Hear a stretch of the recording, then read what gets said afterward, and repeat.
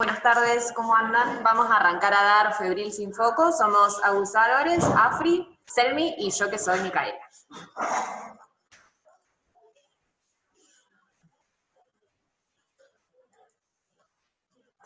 Bueno, como objetivos de la clase nos planteamos diseñar un plan de trabajo organizado en pacientes con síndrome febril sin foco, reconocer e implementar diferentes escalas según los 3 grupos etarios, identificar a aquellos niños que podrían manejarse de manera ambulatoria y realizar un uso adecuado de los recursos para no pedir exámenes complementarios de más. Cuando fuimos a preguntar a sala 16 y a sala 14, digamos, los errores más frecuentes que se daban en el manejo del febril sin foco, la mayoría estaban de acuerdo en que se maneja dentro de todo bien, no hay muchos errores, excepto alguno que otro que después lo vamos a decir. Pero en general es un tema que solemos manejar bien. Como para arrancar, primero vamos a definir fiebre sin foco, que es aquella fiebre mayor a 38 grados, que dura menos de 5 días y cuya etiología no se ve después de una adecuada anamnesis y un examen físico completo. Fiebre prolongada es otro cuadro, que es aquella fiebre que aparece todos los días sin que haya periodos de temperatura normal y que dura más de 5 días. Y fiebre de origen desconocido es aquella fiebre mayor o igual a 38 grados, comprobada por personal sanitario, de más de 2 o de 3 semanas de duración y con ausencia de diagnóstico tras una semana de estudio, ya sea ambulatorio u hospitalario. Con respecto a la epidemiología, las infecciones virales son las más frecuentes. El 58% de los bebés que tienen fiebre tienen una infección viral, mientras que las infecciones bacterianas se dan entre el 10 al 15% de los patógenos que causan fiebre en los niños. Como ya sabemos, los recién nacidos, es decir, los menores de 28 días de vida, los neonatos, con infección viral, igualmente tienen un alto riesgo de enfermedad bacteriana invasiva concomitante, así que con ellos no nos vamos a relajar tanto. Y los bebés de 29 a 90 días tienen un riesgo menor de enfermedad bacteriana invasiva que los neonatos, pero igualmente tienen un riesgo significativo de infección del tracto urinario.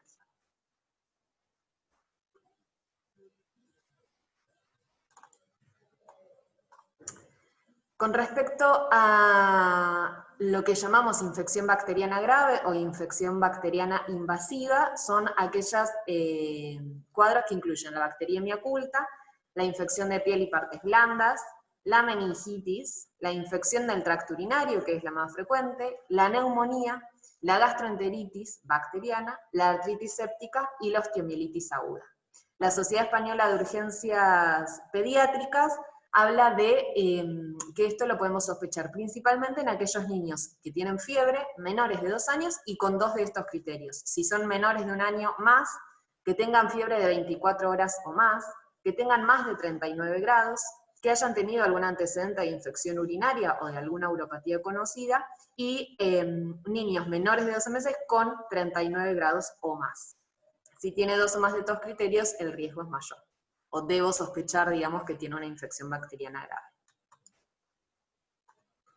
Bueno, los factores de riesgo para infección bacteriana invasiva son todos estos que aparecen acá, los digo rápidamente así no se hace tan largo. La edad, como dijimos, especialmente en menores de 28 días, hay estudios de observación que se vieron que después de la introducción de la vacuna contra el Haemophilus influenzae, tiene una mayor prevalencia de infección bacteriana invasiva de 9 a 19 en comparación con los nenes más grandes que tienen una prevalencia de 7 al 11%. Y eso justamente por la vacunación.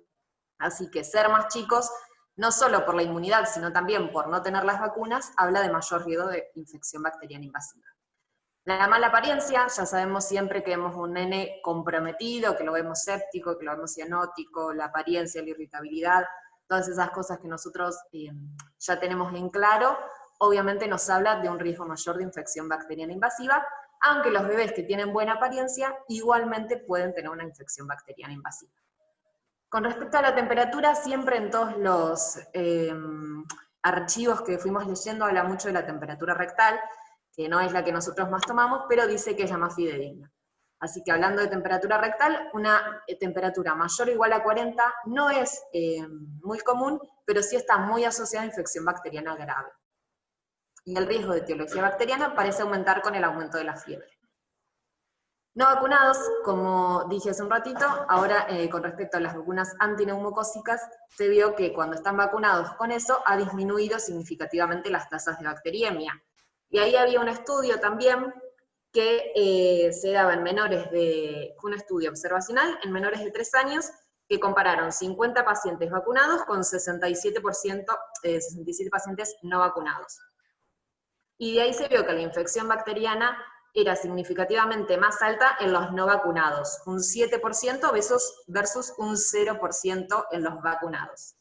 Y en los vacunados directamente no hubo bacteriemia neumocócica cuando se habían dado al menos una dosis. Bien. Pretérmino. Ser menor de 37 semanas, que eso es la definición de pretérmino, por la inmunidad inmadura tienen un riesgo mucho mayor de contraer infección bacteriana invasiva, 10 a 12 veces más que un recién nacido de término. Si recibió antibióticos en los 3 a 7 días anteriores, debido a la larga vida media que tienen los antibióticos en los bebés, porque la inmadurez de su metabolismo y eso, pueden mascarar signos y síntomas de infección bacteriana invasiva. La infección materna, que la mamá haya tenido fiebre, la rotura prolongada de las membranas, un cultivo positivo para estrepto del grupo B, o historia materna de herpes genital, nos hablan también de un mayor riesgo. Y por último, causas sociales, que no se han demostrado que sean un factor de riesgo directo de infección bacteriana, pero sí habilidades limitadas del cuidador para ver la gravedad del nene, barreras educativas, un acceso limitado a un médico que lo siga, la falta de transporte u otras limitaciones en el idioma o en la comunicación hacen que el nene pueda llegar más tarde a consultar. Con respecto a los patógenos, Escherichia coli, y estos son más que todo epidemiologías de Estados Unidos, acá no hay mucho, pero bueno. Escherichia coli y estreptococo del grupo B serían los patógenos con más probabilidad de causar bacteriemia y meningoencefalitis en menores de 3 meses. Escherichia coli es el patógeno más común y también causa la mayoría de las infecciones urinarias. Listeria monocitogenes sigue siendo una causa importante de meningitis, principalmente en pretérminos y neonatos, y otros, los que ya conocemos, de Staphylo aureus, neumococo, salmonella, enterococcus faecalis, bueno, etc.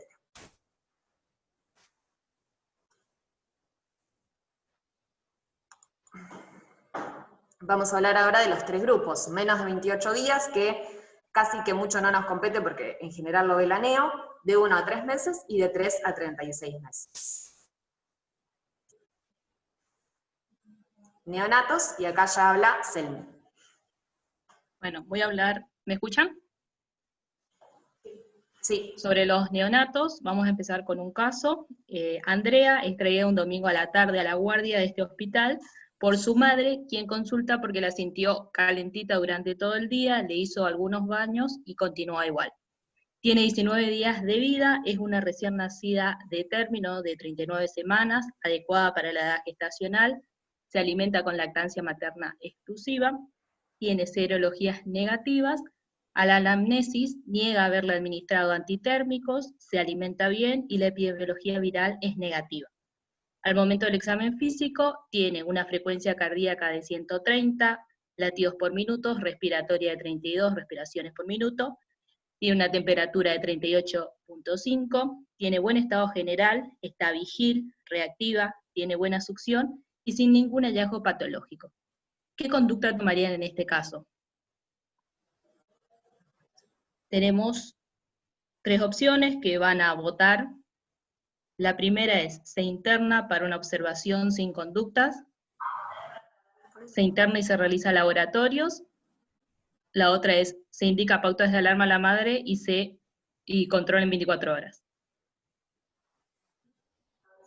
Esperamos un ratito.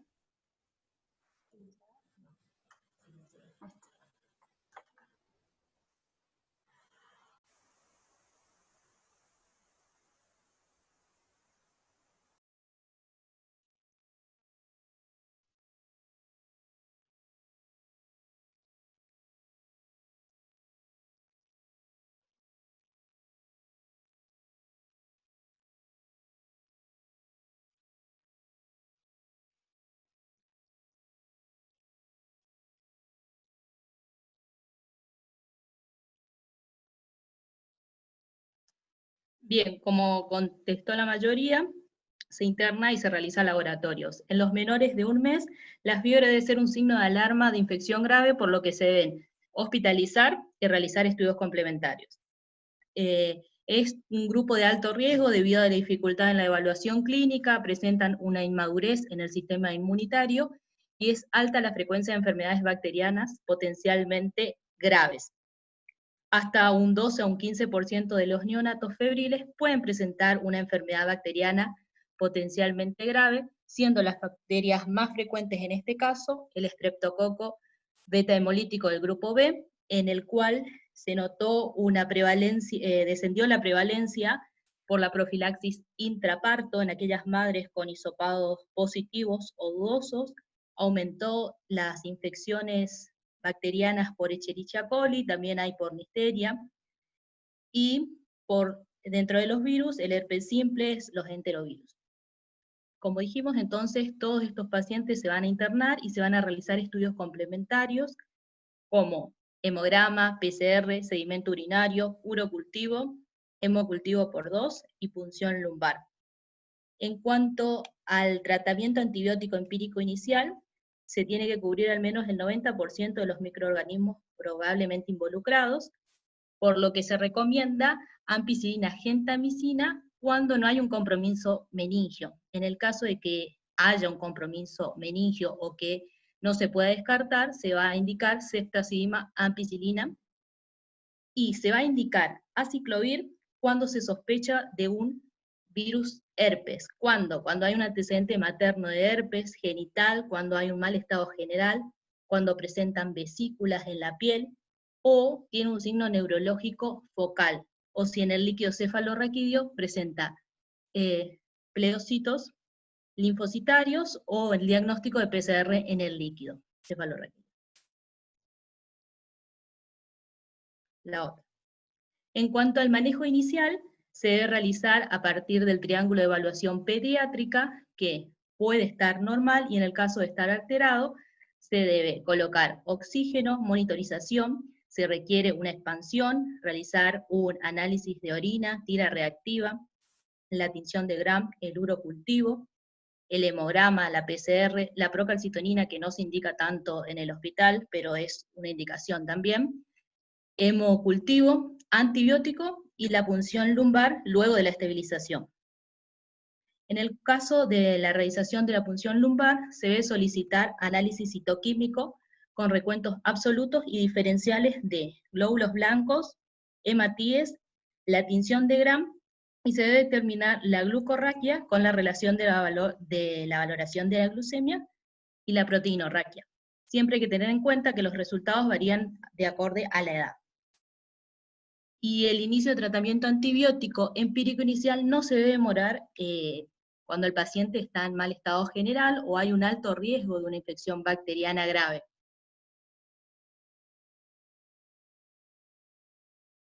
Prolongada neonatología o alguna hospitalización previa, un tratamiento antibiótico previo o actual, o que tenga la madre cultivos positivos de estreptococo y grupo B. En cuanto a modo de resumen, entonces nos queda que el paciente de menos de 29 días va a ingresar por fiebre sin foco, ingresa, se interna y hay que tener en cuenta evaluar los antecedentes, indicarle hemograma, PCR, orina completa, el urocultivo, el hemocultivo, y de acuerdo a la clínica, ya sea si tiene diarrea, se le va a pedir un coprocultivo, si tiene algún síntoma o algo que sospechemos que es una neumonía, se le va a pedir radiografía de tórax o el aspirado de virus respiratorio. Ahí vamos a dividir si tiene más de 15 días y esos resultados de laboratorio son de bajo riesgo porque tiene glóbulos blancos entre 5.000 y 15.000, polimorfonucleares menores a 10.000 o tiene callados menos de 1.500. Se realiza la punción lumbar y este líquido cefalorraquídeo puede venir normal o alterado. Si viene normal, se hace antibiótico terapia y se podía observar, y si viene patológico, antibiótico terapia. Si tiene menos de 15 días de vida y tiene un aspecto tóxico y además estos estudios vienen alterados, como ser que tiene glóbulos blancos menores a 15.000 o mayores a 15.000, o polimorfos nucleares mayores a 10.000, o los callados mayores a 1.500, o la proteína C reactiva más de 20, se le hace la punción lumbar y se le indica antibióticos. Eso sería la parte de neo, que es, como dijo Mica, que como que no dudamos tanto, que es interna y se hace todo.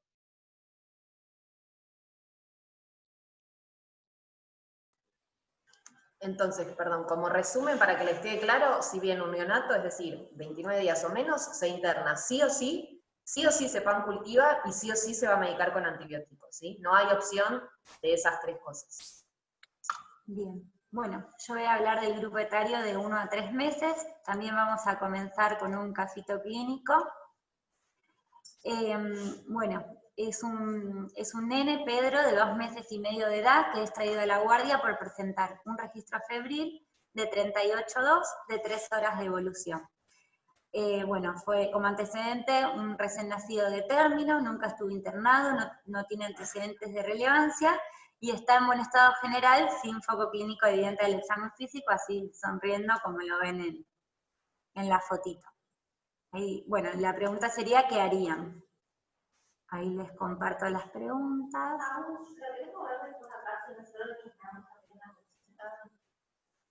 ¿Cómo? No entiendo. Igual pero no podemos Ahí está. relanzar.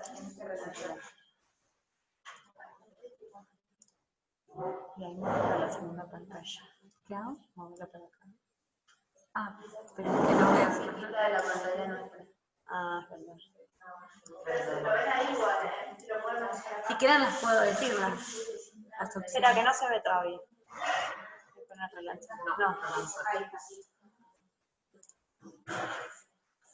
ahí sí. Es que si no, no lo pueden. No, pero no se puede guardar. Ahí está. Sí, ahí está. Están votando.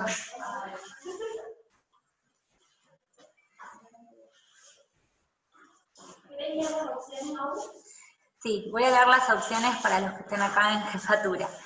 La opción 1 es pautas de alarma y control ambulatorio en 24 horas. La segunda opción es se interna y se realiza hemograma, PCR, sedimento urinario, urocultivo, hemocultivo por 2, punción lumbar y se medica con antibiótico endovenoso. La opción 3 es se realiza hemograma, PCR, sedimento urinario, urocultivo, hemocultivo y se evalúa conducta según resultados.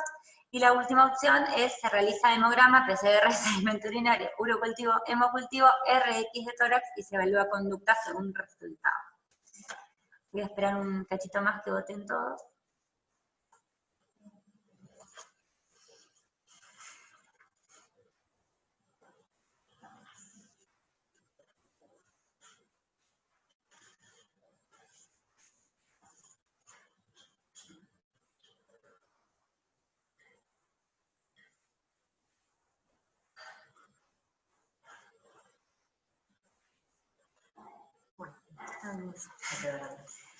Bueno, muy bien.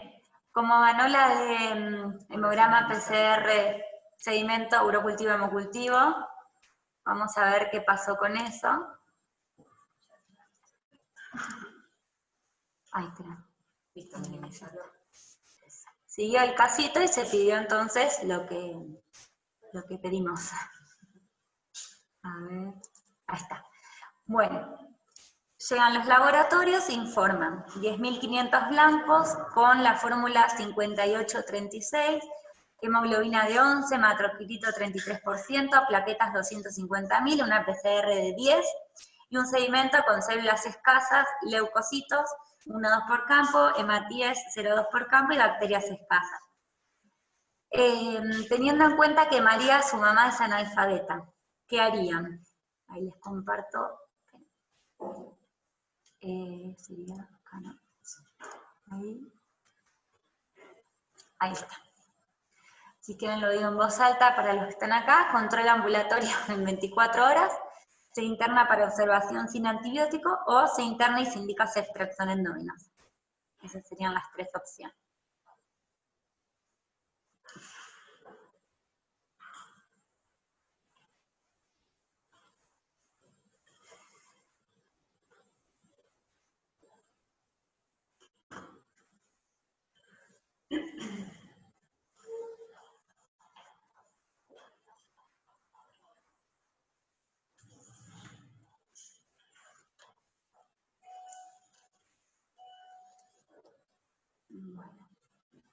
Listo, ¿no? Muy bien. Bueno, vamos a finalizar. No compartí todavía. Se interna para observación sin antibiótico. Bueno, ahora vamos a ver bien qué conductas tomamos con un paciente de esta. Bueno, como dijo Mica, a menor edad mayor va a ser el riesgo de presentar infección bacteriana grave por la inmadurez del sistema inmune y por no haber recibido inmunizaciones. Si bien el mayor riesgo lo tienen los neonatos, los niños de entre 30 a 90 días continúan teniendo riesgo de infección bacteriana, pero bastante bajito, aproximadamente de un 4 a un 10%. Sigue siendo también la ITU la causa más frecuente de la infección bacteriana grave, y también, como dijo Mica, antes, en la era de las vacunas, digamos, antes de las vacunas, la prevalencia de bacteriemia oculta era mayor, era de 2,5 al 12%, y ahora el porcentaje bajó muchísimo a 2% gracias al uso de las vacunas conjugadas.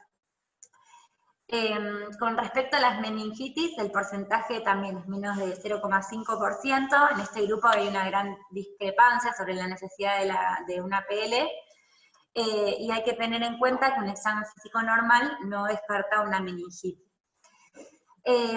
Y por último, respecto a la coinfección viral bacteriana, la identificación de infección viral disminuye, pero no va a descartar la posibilidad de una infección bacteriana grave.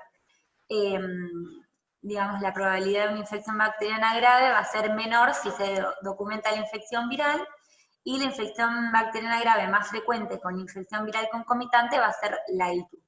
Aproximadamente del 2 al 5% de los pacientes menores de 90 días con virus sincitial respiratorio y hasta el 5% con influenza van a tener una ITU. Bueno, y lo que encontramos es que la coinfección viral bacteriana se asocia más frecuente a fiebre mayor a 39 y leucocitos mayor a 20.000 generalmente. Bueno, y respecto a la etiología, en todas las edades prevalece la etiología viral. Generalmente los virus más frecuentes son el rotavirus, BSR, enterovirus, rinovirus, y después, en realidad, influenza, parainfluenza y adeno quizás dan un poco más de focalidad, no sería dentro de síndrome sin foco. Y con respecto a la etiología bacteriana, en este grupo etario la más frecuente es el neumococo y el meningo, siendo el E. coli y la Haemophilus menos frecuente, lo mismo que el estreptococo del grupo B, ya es menos frecuente en este grupo etario. Lo que hay que tener en cuenta en los nenes menores de 3 meses es que... ¡Ay! Se me fue la filmera. Como es que tienen escasa respuesta febril y el diagnóstico clínico es difícil. Una de las cosas que les comenté es que no se puede descartar meningitis porque en realidad no hacen síntomas clínicos de meningitis, no presentan un síndrome meningio, entonces por la clínica no lo vamos a poder descartar. Otra cosa importante de este grupo etario es que el sedimento, si es normal, igualmente es imperativo pedir el urocultivo. Después más adelante se los iba a comentar, pero hasta un 50% de los pacientes con una ITU pueden tener un sedimento normal. Y después encontramos un estudio en el UpToDate que como conclusión, o sea, en realidad el estudio se evaluó alrededor de 3.000 lactantes y la conclusión que se llegó es que solo el 0,25% de lactantes con ITU tuvieron meningitis. Que eso después vamos a evaluar a quienes le hacemos la PL y a quienes no en este grupo etario, que es, digamos, el que mayor duda genera. Pero bueno, eso por ahí es una duda que puede generar de por qué a un paciente con ITU también le da una PL, y el porcentaje en realidad es bastante bajito, 0,25%. Bueno, en primer lugar lo que debemos hacer es identificar a los pacientes de alto y de bajo riesgo de presentar una infección bacteriana grave. Y con este objetivo se realizaron ciertos criterios que engloban antecedentes, datos epidemiológicos y resultados de exámenes complementarios que nos va a permitir identificar cuáles son los pacientes de bajo riesgo de infección bacteriana grave. Hay un montón de criterios, el más utilizado es el criterio de Rochester, y bueno, y gracias a estos criterios podemos definir las opciones terapéuticas disponibles, se reducen el número de internaciones innecesarias, y podemos identificar a los nenes que pueden ser manejados de manera ambulatoria. Obviamente que ante cualquier escala, digamos, ante cualquier criterio va a predominar el aspecto general del paciente, que lo determinamos con el triángulo de evaluación pediátrica, y el seguimiento clínico. Este es otro criterio bastante nuevo que se llama Step by Step, ahora después lo voy a comentar. Bueno, acá tenemos los criterios de Rochester, que son los más usados. No lo voy a leer todo, pero básicamente tiene que ser, para que sea un lactante de bajo riesgo, tiene que ser un lactante previamente sano, con ausencia de signos evidentes de infección, y con valores de laboratorio dentro de parámetros normales. Eso después, cuando veamos los algoritmos, lo vamos a identificar mejor. Bueno, y este es lo que les decía, que es el enfoque step by step, o paso a paso, en castellano, que, bueno, van a incluir criterios clínicos y de laboratorios aplicados secuencialmente en orden de relevancia clínica. Lo primero que se hace es valorar el estado general del paciente. Después lo que se ve es la edad y, digamos, el tercer paso sería evaluar los estudios complementarios que se inicia con la leucocituria en el seguimiento urinario. Con respecto a los marcadores de laboratorio, la procalcitonina es el mejor marcador de infección bacteriana grave, pero en este hospital mucho no se utiliza. Bueno, si el paciente no tiene ninguno de estos parámetros clínicos ni de laboratorio, se clasifica como un paciente de bajo riesgo.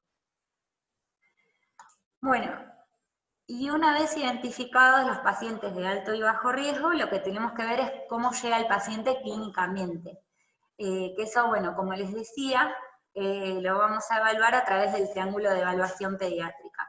Entonces, el paciente puede estar en buen estado general o puede tener un aspecto tóxico, que esto nos va a dividir las aguas, digamos, de las conductas que vamos a tomar al respecto.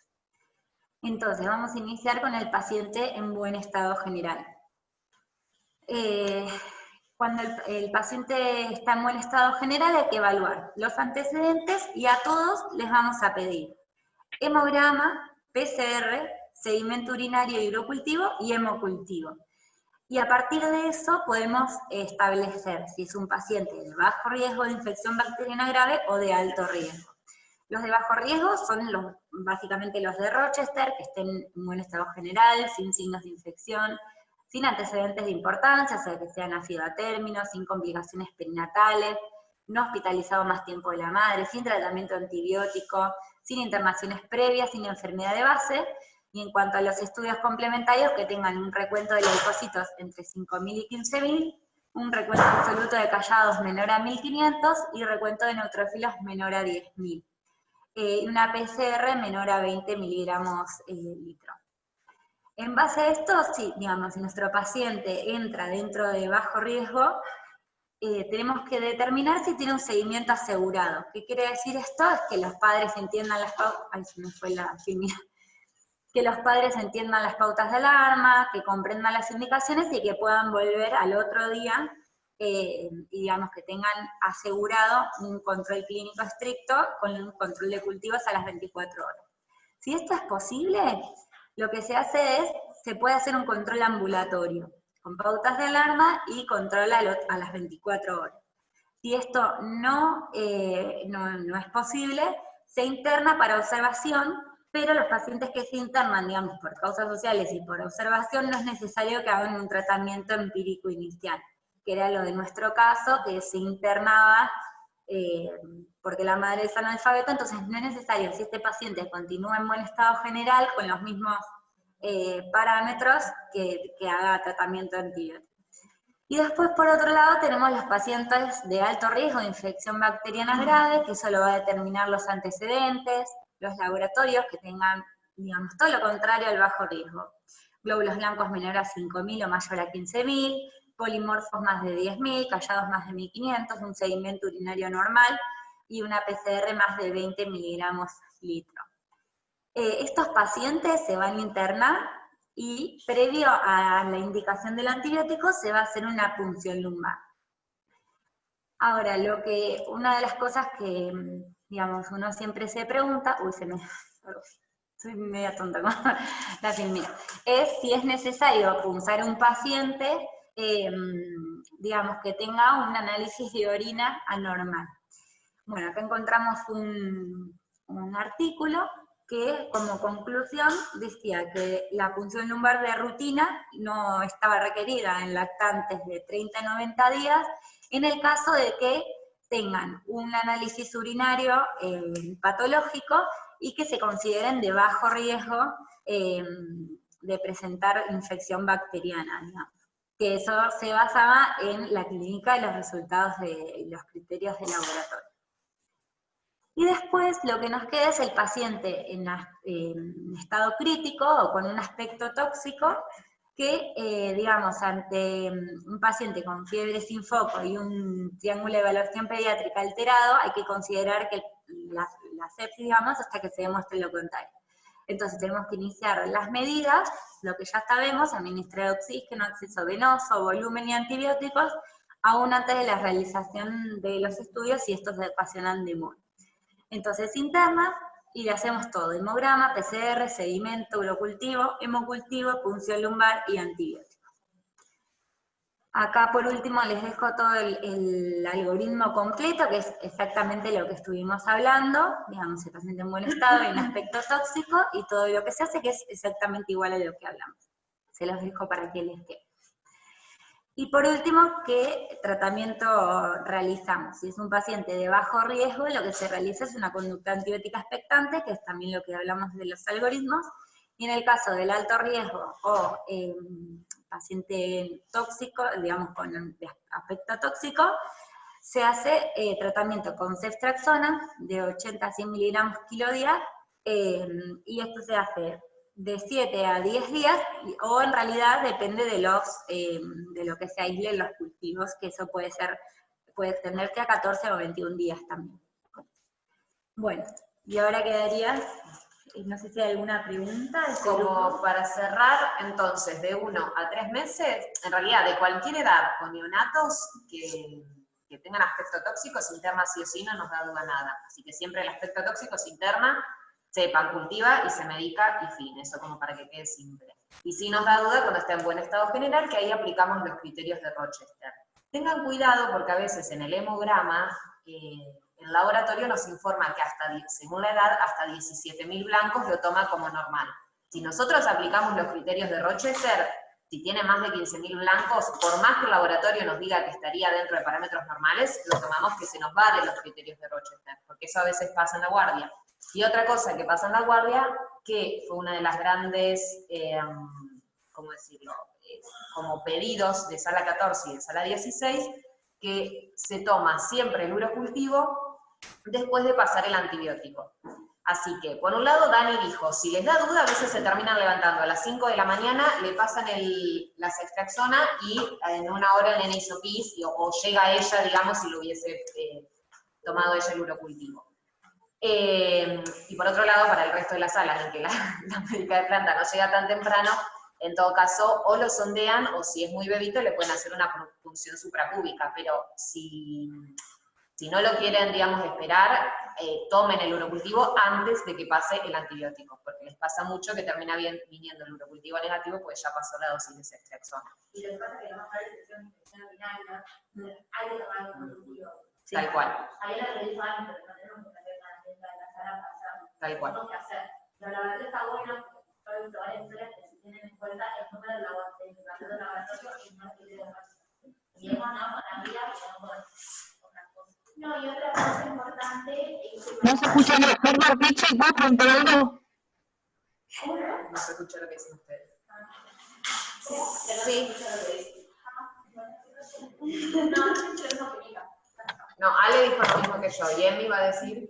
No, sí, una cosa, que para cumplir los criterios de Rochester tiene que cumplir todos los criterios. Y Emi dice que para cumplir los criterios de Rochester tienen que cumplir todos, o sea, tienen que estar todos para decir que es un paciente de bajo riesgo. Si alguno de esos no se cumple, ya pasamos a alto riesgo de infección bacteriana. Bien. Yo tengo una pregunta. ¿Hola, se escucha? Se escucha mal, pero se escucha. No tengo problema. Mi consulta es con respecto al artículo que pusieron de la PL. En realidad, no sé cómo fue el diseño del trabajo y era 2011, no sé si encontraron algo más actualizado y quizás hablaron con Dani o Virginia y qué les han dicho con respecto a eso y el riesgo de la urosepsis y demás, porque en realidad nosotros lo seguimos haciendo. Entonces, no sé qué decía bien el artículo o qué comparó, o cómo se expusieron los pacientes. Con respecto a eso, ¿qué conclusión sacaron? No entiendo la... No, creo que con respecto a la preguntaba a la urosepsis y a la PL. Con respecto a la punción lumbar, al artículo que pusieron.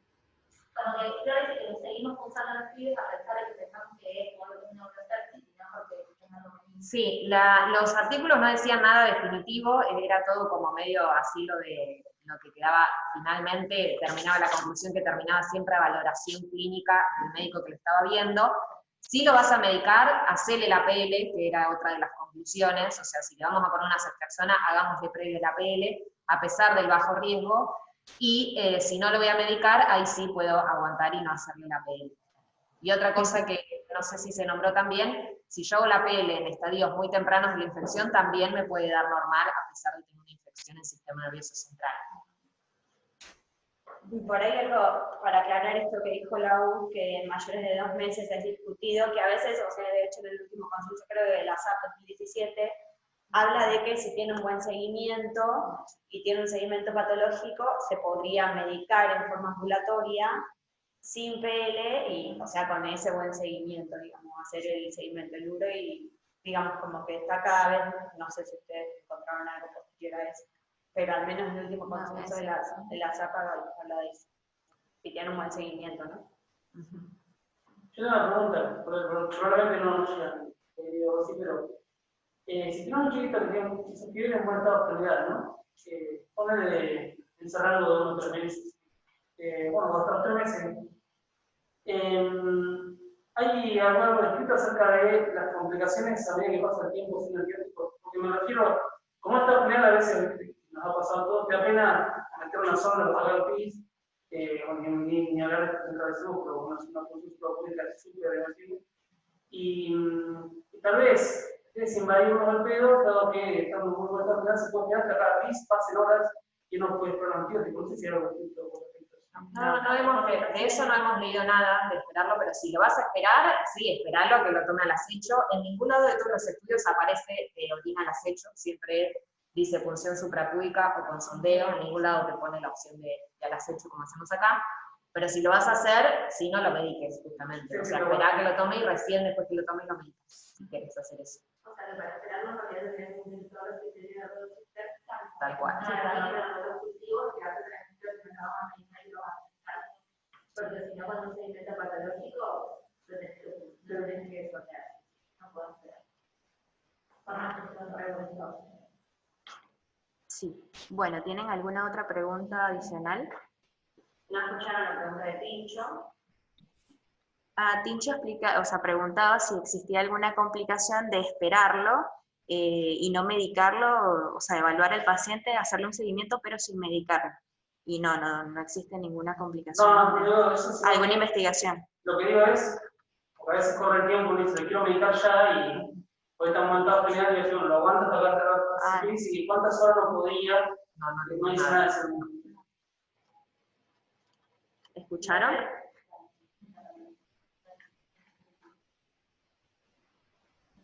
Igual después con la guardia tiene 80 años, que van a laboratorio, Bueno, seguimos con el tema del otro grupo etario. Chicos, igual siempre pensemos en la patología más frecuente, uno va a pasar siempre que es más una infección urinaria. Por eso, a pesar de lo que dijo Dani y le dijo Saceta, tenemos que tomar el urocultivo. No puede pasar que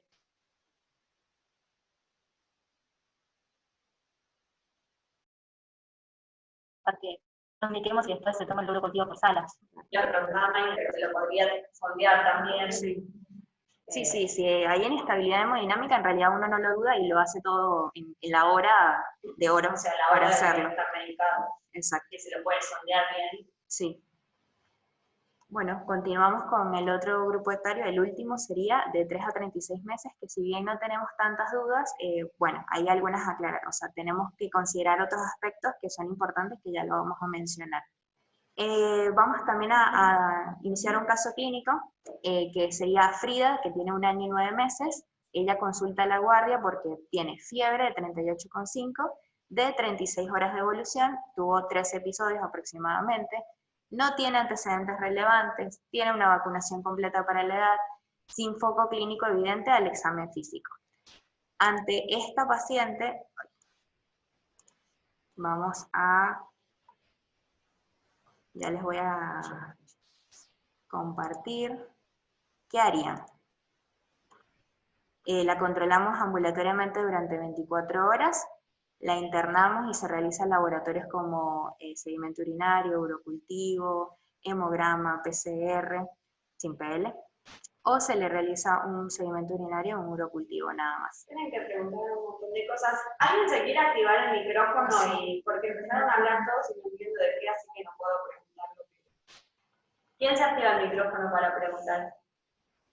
Porque se quedaron con una duda de lo anterior.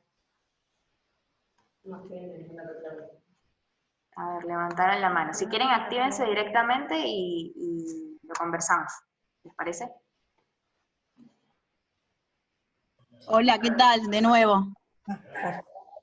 Perdón, re pesada. No, la verdad que no lo escuché o no lo leí, pero para que quede claro, un paciente hemodinámicamente inestable, shock, sepsis, o como quieran llamarlo, se actúa en consecuencia ABC, hora de oro, y se coloca el antibiótico. No importa si después le junta el sedimento, la hora de oro y la inestabilidad es lo que nos marca. Después, el que está estable, el que yo puedo controlar, el que me da tiempo para decidir y charlar, en ese después nos podemos tomar un tiempo, obviamente, no vamos a estar 5 horas charlando, pero sí podemos hablar y discutir el caso, pero el paciente... Se te va el audio, Flor. Dinámicamente estable, sepsis, tóxico, o como quieran llamarlo, indico el antibiótico y hago ABC. Nada más. Bueno. A mí me quedó una duda, soy Sofiola. Porque el paciente que teníamos previo, de 1 a 3 meses, ¿no? Era un nene que estaba en buen estado general, con criterios de Rochester de bajo riesgo y demás, pero tenía, como dijo Julito, un sedimento patológico con bacterias escasas. Ahora bien, a ese nene, que es lo que me queda duda, a ese nene por tener un sedimento patológico, obviamente lo internamos, en este caso también lo observamos, lo dejamos en observación por la mamá, con factores de riesgo sociales y demás. A ese nene, ¿le hacemos la PL? Por el riesgo de urosal, eso es lo que a mí no me queda claro. Porque clínicamente el nene está bien, pero no podemos tampoco descartar que no tenga una meningitis. No, ¿Puedo hablar? O que hablan las chicas que hicieron la clase, pobre. ¿Cómo? Bueno, hablo yo. No, perdón, porque por ahí confundí con eso de la infección urinaria. Es todo súper controvertido. Lo que pasa es que es siempre mucho más fácil guiarse por un algoritmo en donde está aprobado y aceptado por un montón de entidades, y según el algoritmo que tenemos de la SAP, que es el que están poniendo las chicas, que es de 2017, si no me equivoco, en ese algoritmo dice que si el sedimento urinario es patológico en un nene entre 1 y 3 meses, sí o sí uno lo va a medicar con ceftriaxona, pero como no podemos descartar el foco meningio, hay que hacerle la PL para tener rédito también de ahí y un cultivo de ahí. Entonces, con un sedimento urinario patológico en ese grupo etario, por más que el nene esté en buen estado general, según ese algoritmo deberíamos hacerle la PL y medicarlo. Por otra parte, está en controversia esto de que si sabemos que hay un foco, que es una infección urinaria, justo este nene encima que plantearon las chicas tenía 2 meses y medio, creo que tenía, o por ahí. Entonces, si es mayor de 2 meses, está ese artículo que les envié, que es español, obviamente en un ambiente favorable, con, no sé, padres atentos, sin ningún otro factor de riesgo en el niño, uno podría darle hasta medicación vía oral, ¿se entiende? Esas son las controversias, pero siempre es más fácil guiarse por un único algoritmo, y si nos guiamos por el de la SAP, deberíamos hacerle la PL y medicar endovenoso. No sé si quedó claro. Sí, exactamente, eso. O sea, recuerden que las guías son solo Sí. guías y no, digamos, no descartan el criterio médico, básicamente. Y la SAP también lo que dice en 2017 es que con un paciente de más de 2 meses, con los laboratorios normales, una madre atenta, que tiene buen seguimiento, se podría medicar vía oral y mandar a la casa con un control diario, esperando el cultivo, y no punzar. Digamos, eso también es lo que habla de la SAP 2017. Si entra por guardia, que no sabes si lo van a seguir al otro día porque no va a volver con, digamos, con el mismo médico. La madre analfabeta no la conocemos, no sabemos qué tanto entiende, quizás sí lo mejor sería internarlo, y ahí sí se podría, por el laboratorio que tiene, que es de bajo riesgo, expectarlo, digamos, o sea, sacarle el seguimiento, el uro, y no punzarlo. Hola, soy Agus. Perdón, la idea de este caso era que el seguimiento sea normal. Lo de las bacterias escasas, olvídense. Pero bueno, la idea era que se internaba solamente para observación. Que no se chispote ahí las bacterias escasas. Sí, pero yo hago una consulta, o sea, mi duda es esta, estoy con ¿cómo se llama? El algoritmo en la mano. Y vos tenés que nuestro paciente estaba en buen estado general, ¿no? De 30 días a 90 días, en buen estado general. Pero nosotros le hicimos un seguimiento, ya sé que no importa el seguimiento, pero bueno, justo ahora se dio, que es lo que siempre nos pasa en la guardia o en la sala. Y tiene un seguimiento que es urinario, que es anormal, y ahí vos lo internás y le tenés que hacer la PL. O sea, según el algoritmo es lo que nosotros tenemos, independientemente de que esté en buen estado general. O sea, nosotros tenemos que ver que los criterios, tiene un criterio de alto riesgo. Pero nada, eso quería decir. Bueno, independientemente de que no sea el caso pero nada, me parece que está bueno que lo sigamos, por algo también lo tenemos. ¿Puedo hacer un comentario? Soy Miguel. ¿Me escuchan? Hola, hola. Sí. Sí. Lejos, pero... Lo que quería decir primero, respecto a la hora de oro, no tendríamos que hablar en esta clase de la hora de oro, porque por definición el síndrome febril sin foco no es un paciente que está séptico o un paciente que está grave. Ese ya sale la definición de síndrome febril sin foco, así que como para desterrarlo. No, porque, perdón, pero si vos lees el algoritmo... Después, no se puede hacer. el sedimento urinario patológico, que estamos discutiendo si tiene bacterias, no tiene bacterias, hay que ver cómo se tomó primero, ¿sí? Que es algo que siempre nos pasa. Viene un sedimento urinario patológico de la guardia, capaz que se tomó con una bolsita o no se tomó con las condiciones necesarias, y en las guías de febril sin foco no le dan mucha relevancia a la presencia de bacterias y menos escasas. Después otra cosa para discutir es el tratamiento endovenoso. Cuando elegimos ponerle tratamiento antibiótico endovenoso, nosotros solemos poner ceftriaxona en nuestro hospital, pero varias guías, y sobre todo la de la SAP, indican ceftriaxona y ampicilina, como para revisar si eso es lo correcto. Y después, respecto a la PL, no todas las guías tampoco dicen que siempre uno tiene que hacer la PL y medicar. O sea, nosotros estamos viendo los criterios de Rochester, que son los que nosotros usamos, pero hay otras escalas, que ahora no me acuerdo de los nombres, que por ejemplo utilizan la PL como diagnóstico para ver si medican o no. O sea, todos los de Rochester le suman la PL y ver si medican o no. A lo que voy con todo esto, que es algo súper amplio y no es tan fácil hacer un algoritmo, y que cada paciente tal vez sí es individual, y uno debería tener estos conceptos claros como para poder hacer un abordaje más problematizado en ese paciente. No todo es 2 más 2, o sea, no todo paciente porque tal cosa le voy a punzar, porque tal cosa le voy a medicar, es un poco más amplio, me parece. Estaría bueno profundizar esas cuestiones. Perdón, antes de seguir, yo disiento un poco con lo que dice Miguel, porque si no, creo que el concepto no hay que desterrarlo de ninguna manera, sí hay que tener consideraciones. Es decir, si el algoritmo me propone un paciente con aspecto tóxico, quiere decir que el febril sin foco entra dentro de este algoritmo, es decir, no hay que desterrarlo.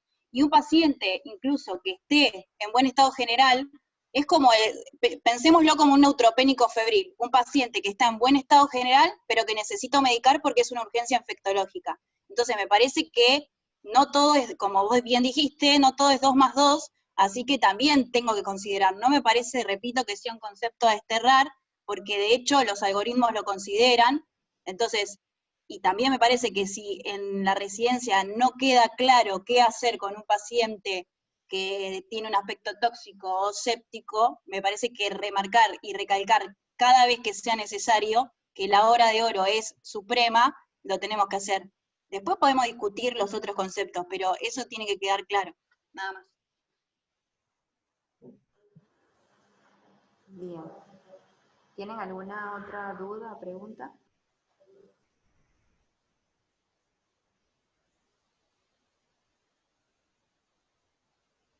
Está bueno que se haga la discusión porque es importante todo lo que acotar. Bien. Hola, ¿yo puedo hablar? Sí, sí. Soy Nika.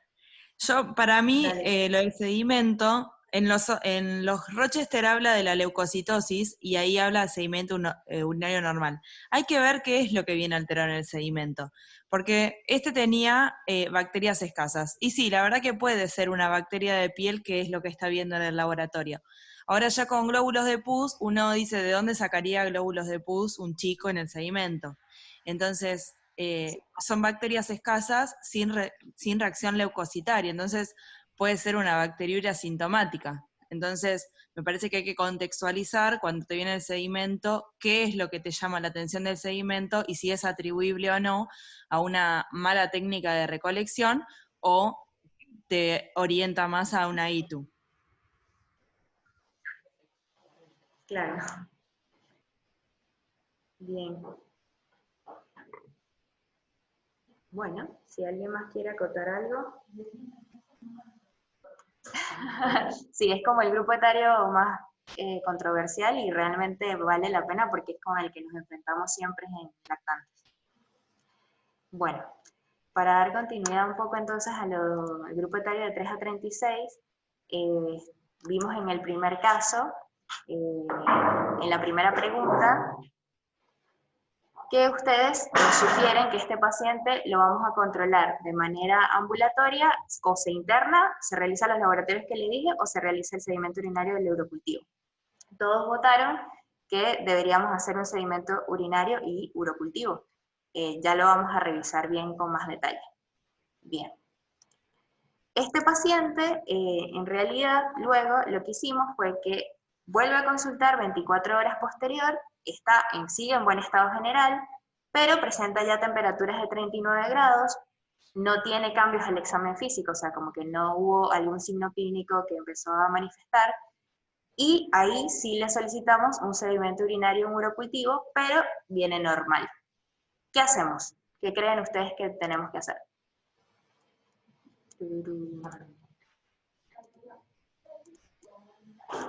Bien, ahí empezamos a votar. Se interna el paciente directamente, lo seguimos observando en la guardia, le hacemos hemograma, PCR, o lo enviamos a la casa nuevamente con pautas de alarma. La mamá bastante lúcida, consciente. Es importante acotar eso.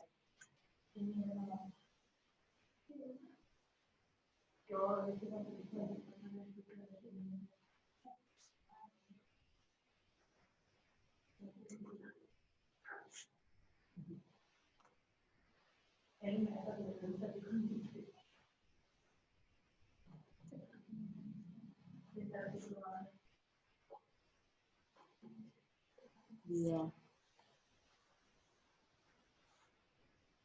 Esperamos que vote por lo menos la mitad. Vamos 30 de 66. 3 más y estamos. Bueno, muy bien. Finalizamos y vamos a compartir. Muchos decidieron hacerle un hemograma y una PCR y lo mantengo en observación, por lo menos ahí en la guardia. Bien. Le hicimos el hemograma y la PCR y tenemos un hemograma con 16.000 blancos, tenemos callados neutrófilos 7%, 65 de neutrófilos, linfocitos 28, una hemoglobina de 11,3, hematocrito de 33,9, plaquetas 225.000 y una PCR de 22. ¿Y ahora qué hacemos con este paciente? ¿Qué creen?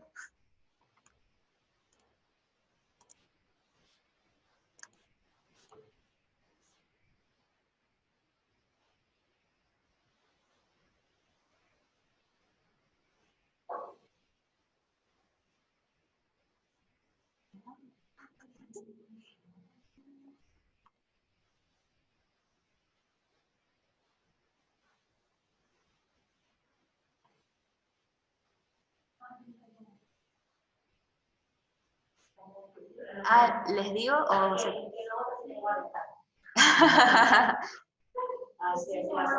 Bien, se interpreta el laboratorio como de bajo riesgo y se indica control ambulatorio. No, se interna y se realiza hemocultivo. O se interna y se realiza hemocultivo por 2 con tratamiento antibiótico.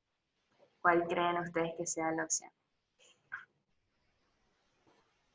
Esperamos un poquito más a ver si se animan a votar.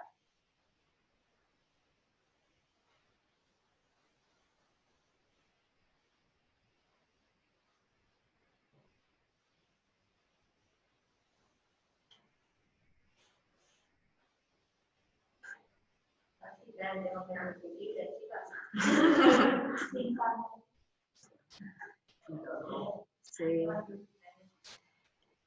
Bueno, ahí estamos. Les mostramos que decidió la mayoría. La mayoría decide internarlo, hacerle hemocultivos por 2 y iniciar tratamiento antibiótico. Muy bien. Entonces vamos a ver el algoritmo, cómo lo manejamos. Bien.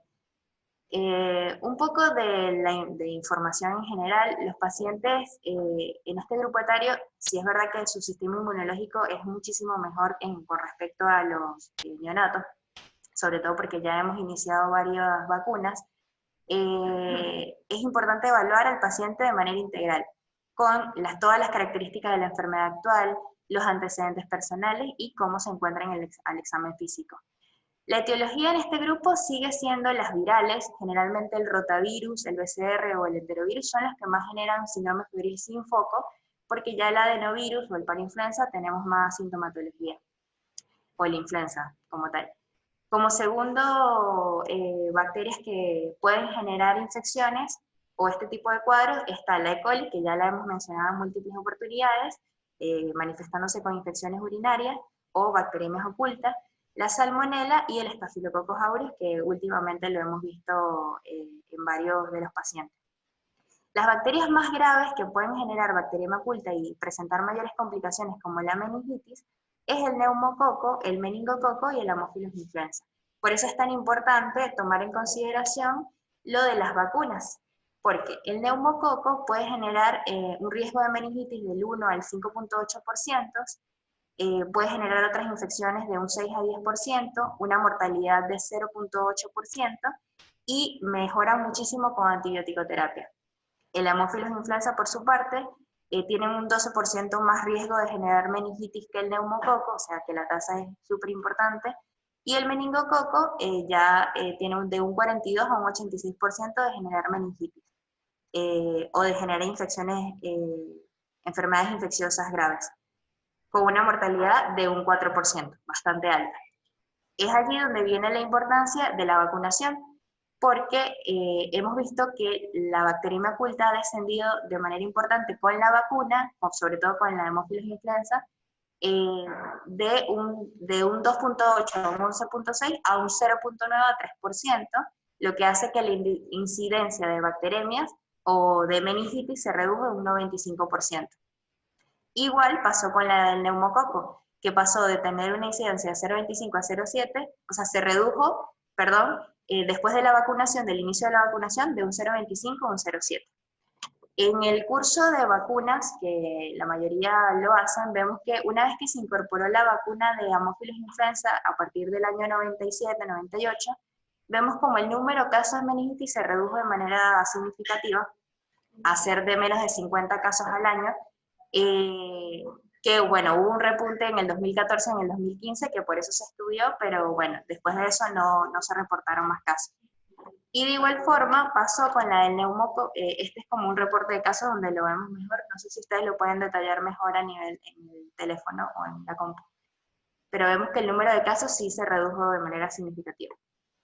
Y también tenemos que la del neumococo se hizo un estudio multicéntrico en 10 hospitales donde evaluaron la carga de meningitis neumocóxica previo a la vacunación, entre el 2007 y 2011, de un 11.98 fue la incidencia, y posterior a la vacunación incorporó en el 2012, si no me equivoco, hubo una incidencia de 5.3, con una efectividad de 55.4. Es ahí donde vemos que en el algoritmo es importante tomar en consideración la vacunación del paciente que vamos a valorar. Otra de las cosas que tenemos que tener en cuenta es los criterios de Yale, que lo que evalúa es como si el paciente tiene bajo, riesgo medio o riesgo alto. Esto evalúa el estado general, la respuesta a estímulos del paciente, el llanto, la reacción a sus padres, la coloración de la piel y la hidratación. Cuando un paciente tiene un buen estado general, no tiene antecedentes patológicos, está adecuadamente vacunado, su fiebre es menos de 39 grados, que también es un punto importante de corte a la hora de evaluar este grupo etario, y tiene una evolución de 24 a 48 horas, aparte de que tenemos un puntaje de Yale menor a 10 puntos, menor o igual a 10 puntos, es de bajo riesgo y eso tiene un 2.7% de presentar una bacteriemia oculta o de una infección bacteriana grave. Eso es lo que nos habla de estos criterios. La moderada, por otra parte, tenemos un riesgo, si tiene un puntaje de 11 a 15, tenemos un riesgo de 26%, y si es mucho más grave, ya tenemos un puntaje mayor o igual a 16, y tenemos un riesgo de un 92.3% de presentar una infección bacteriana grave. Bien. Luego de esto, bueno, tenemos el algoritmo, no se quiere pasar. Tenemos el algoritmo de aquellos pacientes que su cuadro de evaluación pediátrica está completamente afectado, tiene un aspecto tóxico. Son pacientes que sí o sí vamos a internar, vamos a hacer los laboratorios de hemograma, PCR, orina completa, urocultivo, hemocultivos por 2, punción lumbar, cuando el paciente se encuentre hemodinámicamente estable, por supuesto. Coprocultivo, sí tenemos cuadro de diarrea o un aspirado virológico, también en el contexto epidemiológico en que estemos en ese momento. Vamos a administrar el antibiótico, si no descartamos o si hay afectación neurológica, debemos aplicar una dosis, la dosis debe ser a 100 miligramos kilo día, y de acuerdo a su evolución, en 48 y 72 horas vamos a disminuir la dosis a administrar de ceftriaxona o de acuerdo a los resultados del hemocultivo.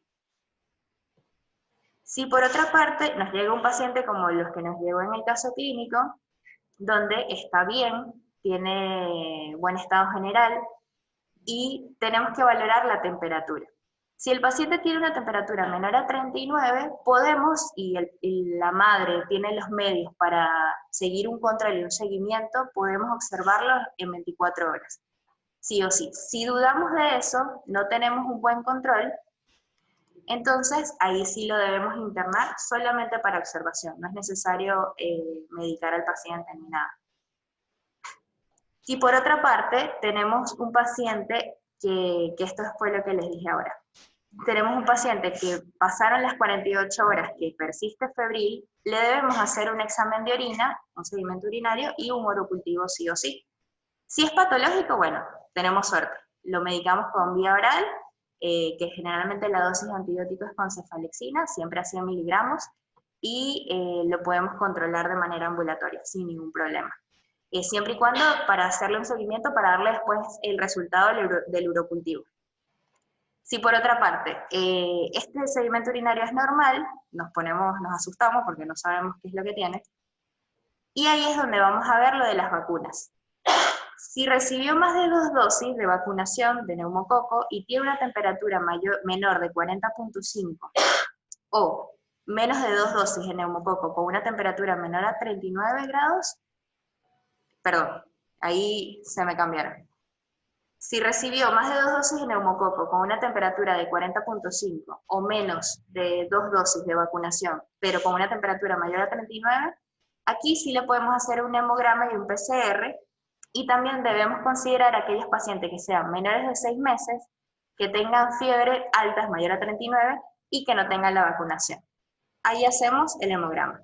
Si el hemograma es de bajo riesgo, recuerden que bajo riesgo son glóbulos blancos de 5.000 a 15.000, polimorfonucleares menos de 10.000, callados de neutrófilos menos de 1.500, con una relación menos de 0,2 y una PCR menor a 20 miligramos litro. Estos pacientes los podemos observar, lo podemos enviar a casa y observarlos, seguirlos de manera ambulatoria, pero si por el contrario es de alto riesgo, debemos hacerle hemocultivos por 2 a estos pacientes, y si tenemos una sospecha de que tenga alguna clínica respiratoria con unos glóbulos blancos mayor a 20.000, a estos pacientes los debemos internar e iniciar la antibiótico-terapia, que se asemeja bastante con el paciente que tenemos. Bien. Es importante también aclarar que los hemocultivos positivos tenemos que tener en consideración cuáles son los microorganismos que crecieron, el tiempo, si es más o menos 14, más o menos 7 horas, podemos sospechar que es más algo infeccioso, y algo que esté contaminado, por ejemplo, más de 38 horas. Y el número de hemocultivos positivos, eso también son cosas importantes a tener en cuenta. Bien, ¿y qué hacemos con estos pacientes con la punción lumbar? Solamente en este grupo etario debemos hacer punción lumbar aquellos que tengamos hemocultivos positivos a meningococos, a salmonella o a hemófilos. Y es por la alta incidencia de meningitis en estos pacientes, a estas bacterias. Bien. La antibiótico-terapia de elección, realmente escogemos bastante lo de la ceftriaxona, acá te ponen 50, pero en realidad es 80 miligramos, pero varía de acuerdo a cada germen aislado en los hemocultivos, y el tiempo de duración también depende de estos gérmenes, básicamente. ¿Tienen alguna pregunta? ¿Quieren hacer alguna aclaración?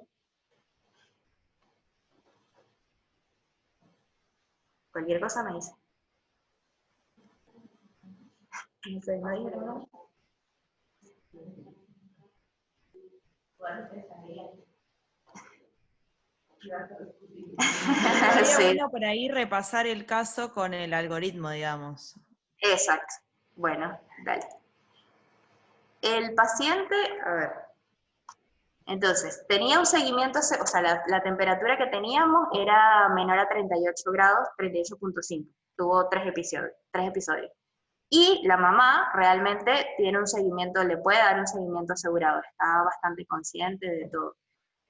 Entonces, si es así, lo podemos controlar. Y los días de fiebre. Y los días de fiebre, exacto. Vimos que era 36 horas de evolución, y realmente acá vemos que en menos de 48 horas lo podemos seguir de manera ambulatoria. ¿Bien? Luego sigue con fiebre, tenemos más de 48 horas de fiebre, entonces ahí sí debemos hacer la orina completa y el sedimento. Mira, no sale. Y el urocultivo, y bueno, de acuerdo a eso, en este contexto la paciente realmente no tuvo nada, era normal. Hicimos el hemograma y la PCR. Recuerden que los laboratorios sí fueron de alto riesgo, ya se los pongo. 16.000 blancos y PCR de 22. Claro. Tenemos 16.000 blancos, callados neutrófilos, 7%, neutrófilos 65, esto creo que el porcentaje era más de 1.500, la PCR era de 22, es menor de 20, y en este caso sí deberíamos internar al paciente, hacerle hemocultivos, lo que pasa es que el caso no sigue, para ver si aisló algo en los hemocultivos, pero hacerle hemocultivo, y si medicamos no estaría mal, por el riesgo de laboratorios que tenemos. ¿Alguna otra pregunta? En realidad lo que llegaba a seguir estudiando a este paciente era la cantidad de días de fiebre. Sí. Porque antes tenía un valor de 38 y pico, Claro. ahora 39, por lo cual uno se podía quedar tranquilo. Pero después era porque continuaba y el Exactamente, también. Si escucharon lo que dice Emi, que el valor de la fiebre y la temperatura también es importante, porque eso, mientras mayor temperatura, mayor riesgo de infección bacteriana grave.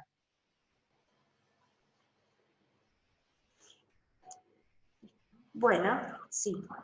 Bueno, y como conclusiones para cerrar, la infección viral, como dijimos, es la causa más común de fiebre en los bebés pequeños. La causa más frecuente de infección bacteriana va a ser la infección bacteriana, está bien, va a ser la infección urinaria, así que recuerden siempre tomar el urocultivo previo al antibiótico.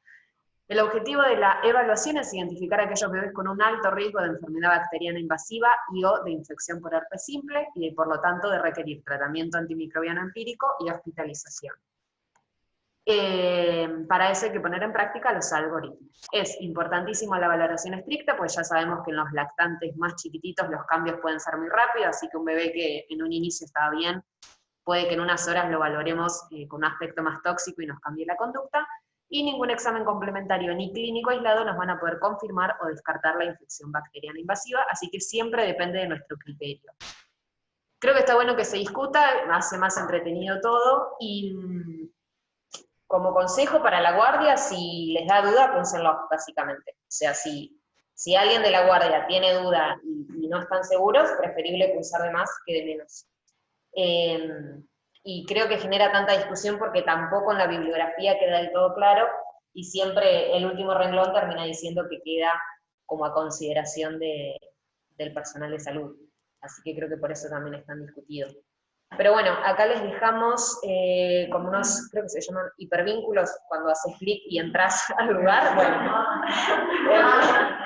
el cuadradito ese que lo armó AFI, obviamente, pues nosotras somos los quesos, hacen clic ahí y entran a los diferentes algoritmos y protocolos que estuvimos poniendo acá. Este es de la Sociedad Española de Emergencia, y bueno, está bueno como para agregarlo al cuadernito de guardia, como para hacerlo más sencillo, porque es difícil acordarse de cada detalle que explicamos hoy. Bueno, listos chicos, gracias. Una consulta tengo yo, de 30 a 90 días, entonces el tratamiento la ceftriaxona y ampicilina. Pepe. Mari, la pregunta. ¿No se escuchó? No, volví a decirla. No, que preguntaba de 30 a 90 días, digamos, el esquema antibiótico sería así como decía Miguel, de ampicilina, cefpotax, ampicilina, ceftriaxona o cefpotaxime, digamos. Y según se sospecha compromiso no meningio, la dosis a dosis meningia, digamos. ¿No? Porque en el OSPI usamos siempre ceftriaxona, eso es verdad, pero bueno, lo que dice la guía. Entendimos, Mar. En el esquema antibiótico del de 30 a 90 días, el tratamiento es con ampicilina y ceftriaxona. Si no se puede descartar, digamos, la infección del sistema nervioso central, digamos, sería en dosis e intervalos para meningitis.